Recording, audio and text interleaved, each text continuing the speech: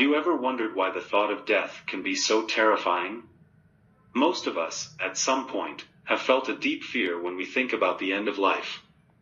But what if I told you that this fear is something we can overcome? The Bhagavad Gita offers wisdom that helps us look at death in a completely different light. The fear of death often comes from the unknown. What happens after we die? We fear losing our loved ones, our identity, and everything we've built in life. But the Gita teaches us that this fear is rooted in a misunderstanding of who we truly are. In the Gita, Krishna explains to Arjuna that we are not just our bodies or our minds. Our true essence is the Atman, the eternal soul, which is never born and never dies. Just as we change clothes when they get old, the soul simply changes bodies when the time comes. Death, therefore, is not an end but a transition. Think of a caterpillar turning into a butterfly.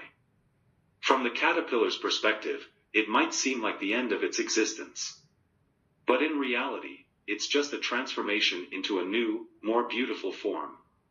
Similarly, death is a transformation, a step into a new phase of existence, where the soul continues its journey. But if the soul is eternal, why do we still fear death? The fear comes from our attachment to the material world.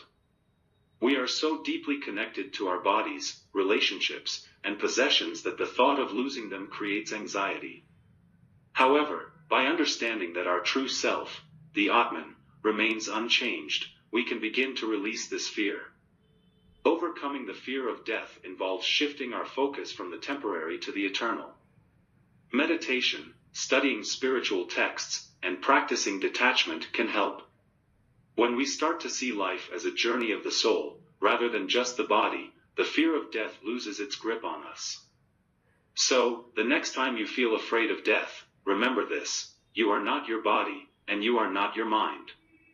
You are the eternal soul, destined to move from one experience to another, forever untouched by death. Embrace this truth, and watch how your fear fades away, replaced by peace and acceptance.